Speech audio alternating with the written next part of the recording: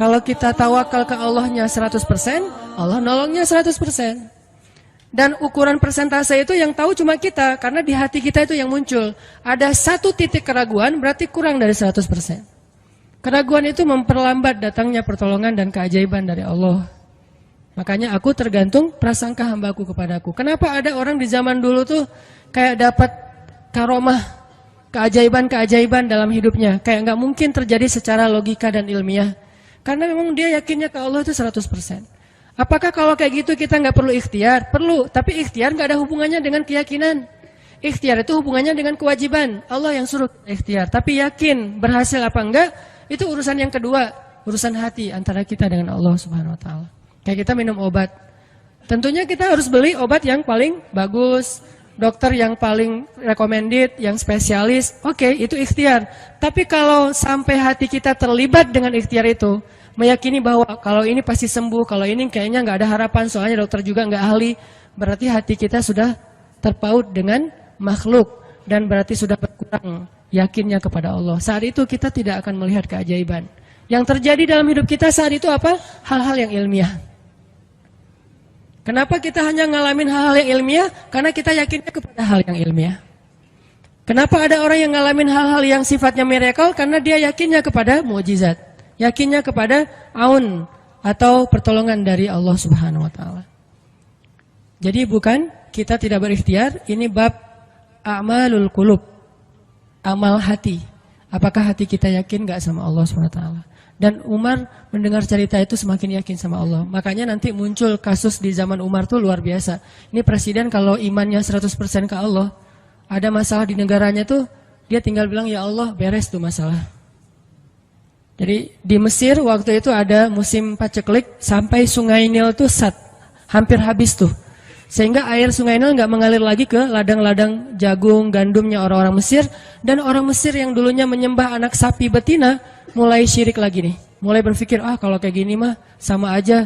Setelah Islam datang kita tetap aja susah, paceklik. Mending kita doa lagi ke nenek moyang kita, dewa-dewa yang dulu.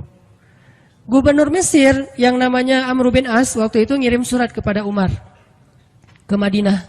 Ya Amirul Mukminin, Mesir sedang diuji oleh Allah dengan kekeringan dan masyarakatnya hampir syirik.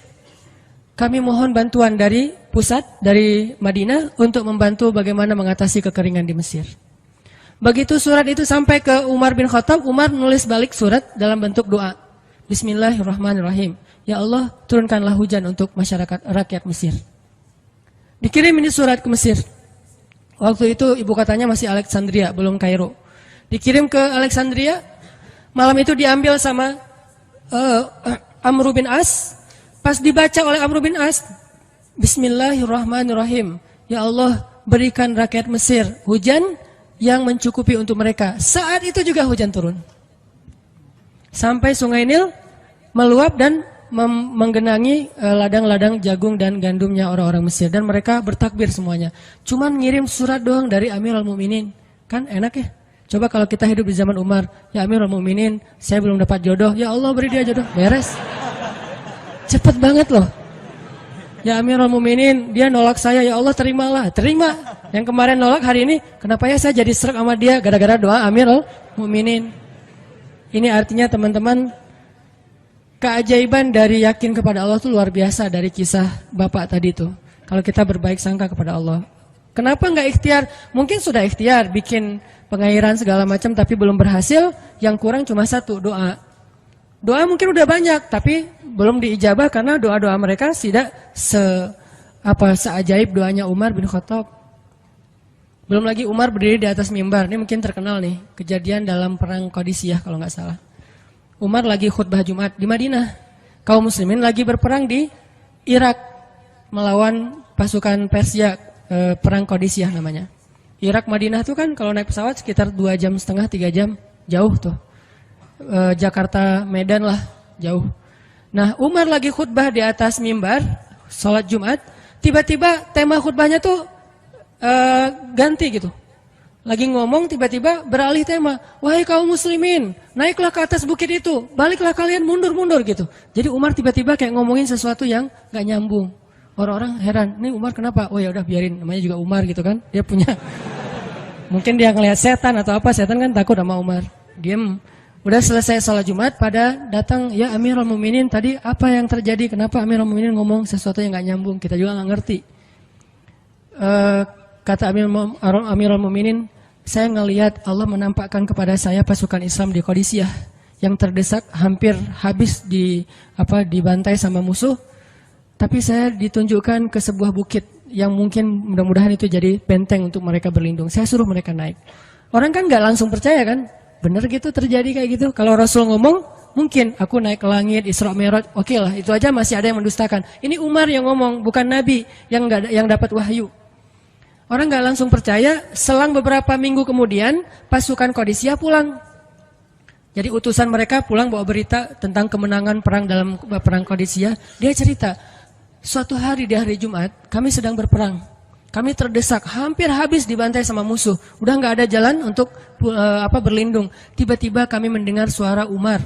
Amirul Mukminin berteriak, wahai kaum muslimin, naiklah ke atas bukit ini supaya kalian terlindungi. Akhirnya kami mundur naik ke atas bukit dan selamat waktu itu. Berarti benar-benar terjadi. Kok bisa? Ya, qadarullah. Ini keajaiban iman mereka. Apakah kita bisa mendapatkan pengalaman-pengalaman kayak gini? Bisa, kalau keimanan kita dengan level yang sama. Kalau nggak selevel yang sama pun, minimal kita nusaddid. Kalau kita tidak bisa sama persis, minimal kita berusaha untuk nuqarib. Berusaha untuk pengalaman kita nanti, walaupun nggak sama persis, mirip-mirip dengan pengalaman mereka. Lagi-lagi, bukan berarti tidak berikhtiar. Ini keajaiban-keajaiban yang terjadi. Dan saya juga baru ngalamin kemarin pas saya di seminggu, nggak kurang dari seminggu yang lalu, saya baru pulang dari laut di Batu Karas. Di sini ada teman saya, Agi, mana Agi? Nah ini Agi ya. Ini by the way model iklan. Ada deh pokoknya iklan jodoh maksudnya. Agi ini anak Batu Karas. Agi boleh diceritain? Agi ini anak Batu Karas. Batu Karas itu Jawa Barat, daerah Pangandaran. Dari Bandung kurang lebih 6 jam perjalanan. Kalau lagi ada ombak saya suka ke sana nonton orang main surfing. Nggak main sih, main dikit-dikit tapi nggak jago. Nonton orang main surfing. Ketemu Agi. Agi nggak tahu tuh ya. 2 hari sebelum saya datang ke Batu Karas, dia sakit, kayak demam gitu. Mungkin habis diputusin kali ya. Dia demam gitu, nggak enak badan, pengen pulang. Biasanya kalau nggak enak badan cuma dia tinggal di Jakarta, paling juga di kos-kosan. Tapi kali ini pengen pulang ke Batu Karas banget. Aduh, kenapa ya pengen pulang ke Basroh Batu Karas gitu ya. Batu Karas kayak Basroh gitu. Pengen ke Batu Karas. Pas dia pulang, hari saya lagi mau main tuh, dia diajak sama temen dia, ngojek itu apa? Berenang yuk gitu. Berenang yuk, berenang. Dia ikut, padahal lagi nggak enak badan, tapi pengen berenang. Pas lagi di pantai, saya datang ketemu loh, kayak kenal nih, hitam-hitam ektis gitu. Ternyata ketemu saya, Ustadz Hanan ya, ya kenalan. Ustadz saya tuh ketemu Ustadz kemarin di Maruya pas kajian minggu bulan yang lalu. Cuman karena jamaahnya banyak, saya nggak bisa ketemu Ustadz, nggak bisa salaman. Saya waktu itu membatin. Ya Allah, saya pengen banget ketemu Ustadz Hanan langsung, tapi jangan dalam suasana ta'lim yang ramai, langsung berdua. Mudah-mudahan terkabulkan. Akhirnya Agi banyak istighfar sebulan istighfar, akhirnya terjadilah yang tadi itu. Dia nggak enak badan, saya juga tiba-tiba ujuk-ujuk, kenapa ya saya pengen ke Batu Karas, kenapa ya pengen ke Batu Karas, ternyata di sana ada ombak, kan ada Agi. Ketemu aja di Batu Karas, itu cara Allah menskenariokan. Dan itu terbukti banget loh, istighfar. Bukan karena saya orang soleh, dan kita bisa istighfarin siapa aja. Saya pengen ketemu ini, saya pengen. Dan itu ajaib. Kalau misalnya nggak ketemu pun di dunia, insya Allah ketemu dengan orang soleh itu nanti di akhir. Apa ruginya beristighfar dan berdoa? Nggak ada ruginya kan? Ya Allah, saya pengen banget ketemu dengan, misalnya, sebutlah ulama yang paling kita ngefans di dunia, siapa gitu, dengan Imam Sudais, Imam Masjidil Haram. Pengen banget jabat tangan sama Imam Masjidil Haram yang imamin umat Islam seluruh dunia gitu. Tapi kan nggak mungkin. Kita umroh, kita haji juga nggak bisa ketemu dengan Imam Sudais. Kita berdiri paling depan ya, di dekat dengan Hajar Aswad. Begitu mau sholat diusir tuh. Begitu selesai salam langsung dipagar betis sama askar-askarnya. Susah ketemu beliau tuh, ajaib banget kalau bisa ketemu. Tapi kan nggak ada salahnya beristighfar kan? Astagfirullah, astagfirullah, ya Allah, Sudais, astagfirullah, astagfirullah, Sudais, astagfirullah. Terus aja gitu. Pengen ketemu Sudais. Tiba-tiba bisa aja sudah datang ke Indonesia, ada seminar apa, mungkin bisa ketemu yang paling logisnya. Atau kalaupun nggak ketemu di dunia, tiba-tiba bangkit dari kubur di sebelah kita. Siapa? Kan kamu sering manggil saya dulu, siapa? Sudais yang mana ya? Imam Masjidil Haram, Masya Allah, Syekh gitu. Dan orang soleh nanti di akhirat, dialah yang salah satu akan menyelamatkan kita dari perjalanan yang sulit. Selain syafaat Rasulullah SAW. Jadi kalau disebut nama Nabi, kita spontan ya, Sallallahu Alaihi Wasallam. Kalau perlu bahkan kayak respect banget gitu. Kalau disebut nama Nabi langsung Sallallahu Alaihi Wasallam, karena luar biasa jasa Rasulullah. Yang jelas selain Rasulullah Sallallahu Alaihi Wasallam, nanti ulama-ulama orang-orang soleh juga bisa nolongin kita di akhirat. Jadi kalau kita doa, ya Allah pengen banget ketemu si Fulan, Syekh Fulan, Ustadz Fulan, Kiai Fulan. Kalau nggak ketemu pun di dunia, pasti ketemu di akhirat. Yang jelas harapan kita nggak mungkin Allah abaikan gitu aja, nggak mungkin. Pasti Allah kabulkan. Cuman Allah kadang-kadang menggunakan cara yang lebih baik daripada yang kita pernah bayangin. Ketemu beliau di dunia paling cuma selfie. Tapi kalau ketemu di akhirat, dibawa selamat di sirat yang panjang, lebih mending mana? Ketemu nih dengan seorang ulama, orang soleh yang kita ngefans banget nih. Pokoknya saya pengen banget selfie sama beliau, ya Allah. Apalagi kalau orang soleh itu followersnya banyak, misalnya ya. 1.100.000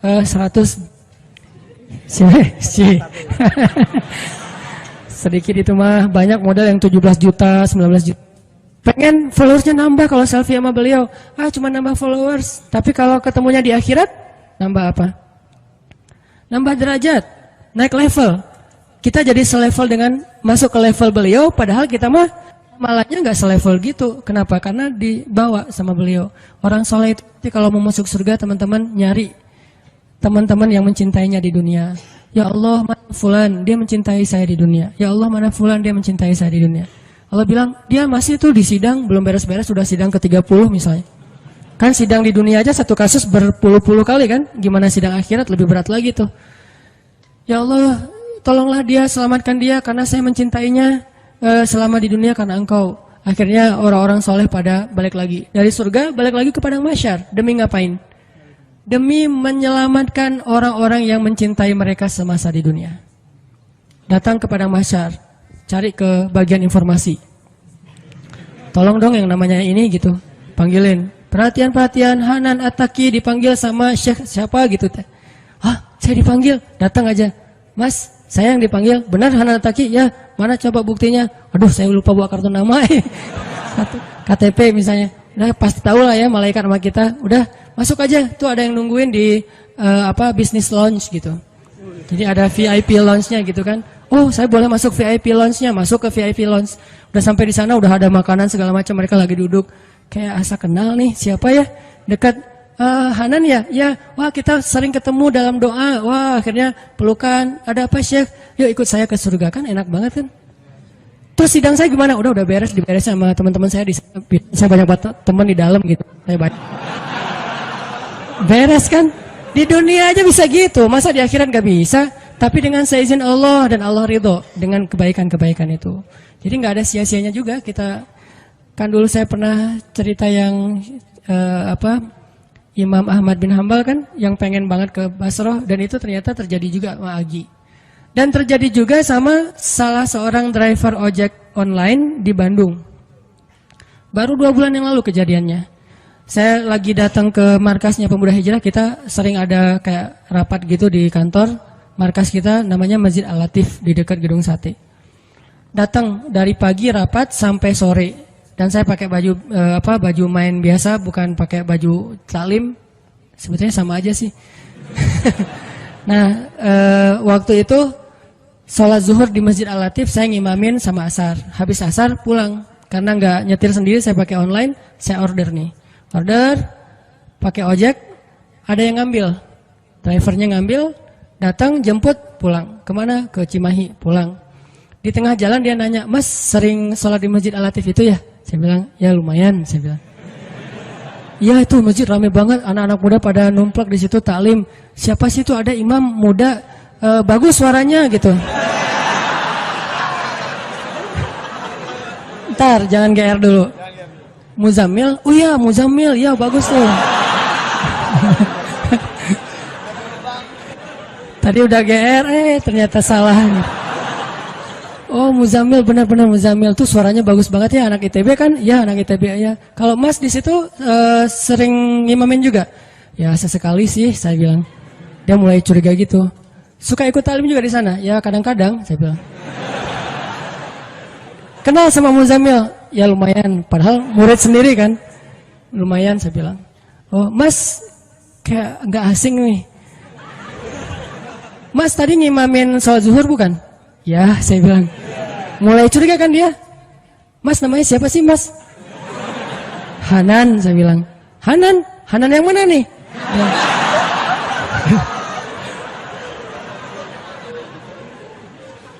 Saya bilang Hanan Taki. Wah, langsung oleng dia mah.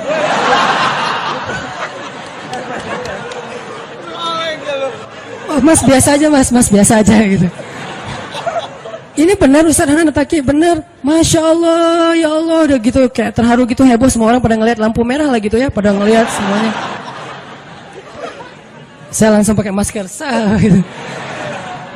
Ustadz tahu nggak Ustadz, saya sebulan ini istighfar terus habis dengerin cerita Imam Ahmad bin Hambal yang ke Basrah, saya istighfar, ya Allah pengen banget ketemu Ustadz Hanan, tapi jangan ditaklim berdua, jadi bisa curhat-curhatan gitu. Ternyata Allah bikin skenario, saya order ojek online, dia ngambil, jadi ngobrol di jalan sampai ke rumah, akhirnya bertamu nggak pulang-pulang. Wah ini luar biasa cara Allah. Dan wallahi teman-teman, dan itu terjadi. Jadi udah 2 kasus nih yang saya alamin ya. Satu lagi yang ojek online tadi, dan dua-duanya hajatnya sebulan Allah kabulkan. Jadi kalau ketemu saya aja sebulan gampang, masa ketemu jodoh bertahun-tahun gak dapat ya? Gimana nih? Istighfarnya gimana nih? Ini terutama buat cewek-cewek nih. Kalau cewek-cewek kan nggak bisa nyari. Masa cewek kepo gitu kan nggak mungkin. Pura-pura follow, nge-like. Kok dia nge-like terus yang first like lah gitu.